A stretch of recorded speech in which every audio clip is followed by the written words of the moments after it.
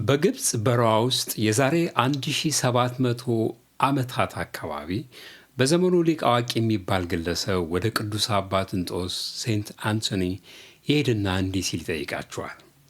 አባ፣ የሚያጽናኑ መጽሐፍ ሳይኖሩት በዚህ ቦታ እንዴት ተቋቁሞ ይኖራሉ? ፈላስፋው አሉ አባም፣ የእኔ መጽሐፍት የተፈጠሩ ነገሮች ባህሪ ነው። ባስፈለገኝ ጊዜ በእግዚአብሔር ሥራ ውስጥ አነባችኋለሁ። እስቲ እኛም ገለጥለጥ አድርገን የፈጣሪን ሥራ እናድነቅ። ማድነቅ መቻል እኮ ትልቅ ጸጋ ነው። ስታደንቅ ከራስ ወጣ ማለት ነው። So, everybody get out of yourself just for a while. Let's go. ሙከራ 567 what up? How you all doing? What? is this thing on? Oops. ሰላም ጤና ይስጥልኝ። ይህ የዳኒ ጉርሻ ጊዜ ነው። ሄደ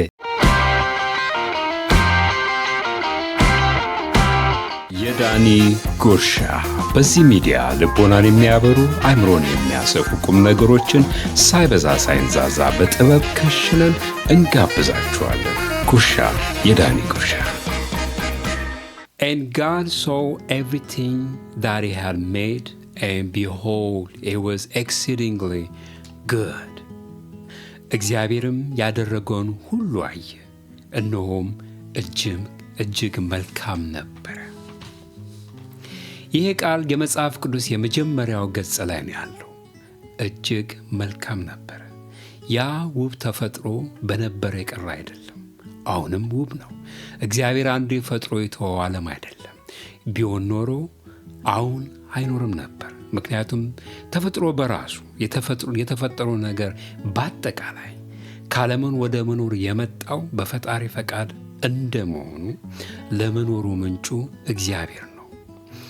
ቢሾፕ ካሊስቶስ ያሉትን ብንጠቅስ At every moment we depend for our existence upon the loving will of God. Existence is always a gift from God, a free gift of His love, a gift that is never taken back, but a gift nonetheless, not something that we possess by our own power. God alone has the cause and source of His being and Himself. All created things are their cause and source, not in themselves, but in Him. God alone is self-sourced.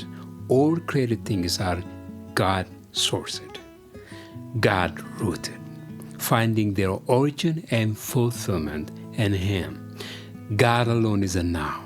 All created things are adjective. በእያንዳንዱ ቅጽበት ለመኖራችን በእግዚአብሔር ፈቃድ ላይ ጥገኛ ነን። ሕይወት የእግዚአብሔር ስጦታ ነው። የፍቅሩ ነፃ ስጦታ፣ መቼም ተመልሶ የማይወሰድ ስጦታ። ነገር ግን ይህ ስጦታ በራሳችን የያዝነው አይደለም። እግዚአብሔር ብቻ ነው ለማንነቱ በራሱ ምንጭና ምክንያት የሆነ። ፍጥሯን ሁሉ ምንጭና ምክንያታቸው በራሳቸው ሳይሆን በእግዚአብሔር ነው። እንደው እስቲ እውነቱን ለመናገር ይህን በነፃ የተሰጠንን ስጦታ ለማድነቅ ቆም ያልነው መቼ ነው? ዙሪያችንን ከከበበን የድምፆች ሁካታ መሃል ነጥሮ ወጥቶ የአዕዋፋት ድምፅ ከጆሮአችን የደረሰው መቼ ነው? እግሮቻችን የለመለመውን ሳር ያለ መጫሚያ የረገጡት መቼ ነው? እዚህ ላይ ይህንን የእግዚአብሔር ስጦታ ለማድነቅ የተለየ ቦታ መሄድ ብዙም አያሻንም። ተፈጥሮን ለማድነቅ ቢች ዳር ቤት መግዛት አያስፈልግም። የጠዋቷን ጀንበር ለማድነቅ ከፍ ያለ ቴራስ ያለው ቤት አያሻኝም። ይህን ፎቶ በምሳሌ እንውሰድ። ከዛሬ 15 ዓመታት በፊት እንደ ዛሬው መልኳ ሳይጠፋ መሃል አራዳ ላይ ያነሳው ፎቶ ነው። ይህንን የጠዋት ጀንበር ለማድነቅ ኮስት ያደረገኝ ማልዶ መነሳት ብቻ ነው። ከአራዳው ጊዮርጊስ ከደጁ ጸሎቴን አድርሼ እዚያ ባለሁበት ወደ ምኒልክ ዞር ብዬ ስጦታዬን ተቀበልኩ።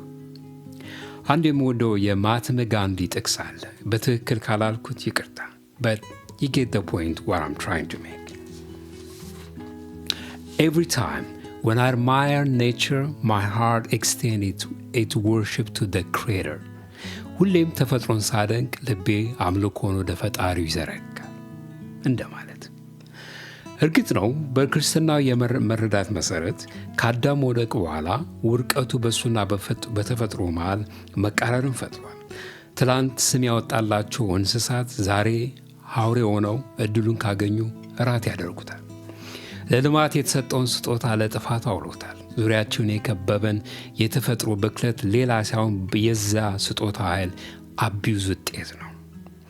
ያም ሆነው ሰው በክርስቶስ የቀደመ ክብሩን አግኝቷል።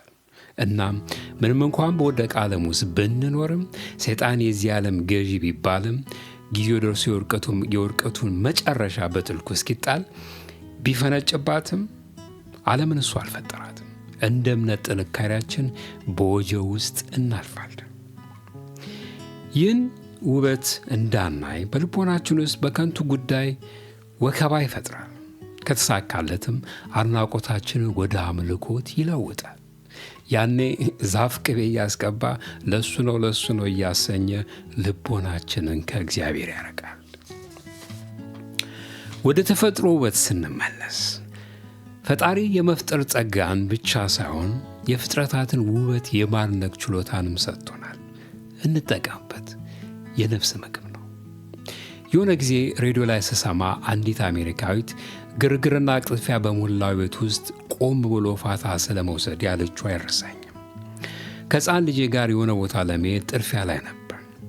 ከመንገድ ድንገት ልጄ ከእጄ አምልጦ ወደ ኋላ ቀረና ና ብዬ በጠራው ቆይ ማሚ አበባ እያሸተትኩ ነው አለኝ። እኔም አፌ እንዳመጣልኝ በጥድፊያ ኧረ እባክህ እንሂድ አበባ ለማሽተት ጊዜ የለኝም አልኩት። እነዚያ ቃላት ከአንደበቴ ሲወጡ ባለሁበት ፈዝዤ ቀረው። አበባ ለማሽተት ጊዜ የለኝም? ለልጄስ ምንድን ነው ማስተምረው? የምንኖርበት ዓለም ፍጥነቱና ሩጫው ጊዜ ራሱ የሆነ ሌላ የሚቀድመው ጊዜ ያለ ነው የሚመስለው። ይህንን በነፃ የተሰጠንን የፈጣሪ ስጦታ ለማድነቅ ቀጠሮ አትያዝ፣ ርቃ አትሂድ። ባለበት wherever you find yourself in open your heart። ከቆዳ ያረፈው የጠዋት ፀሐይ ሙቀት፣ ጠዋት ከደጃፍ አትክልት ቅጠሉ የለበሰው የጠዋት ጤዛ፣ ሌላም ዝርዝሩ ብዙ ነው። እናንተ ሙሉበት። ቸር ክረም ወዳጆቼ።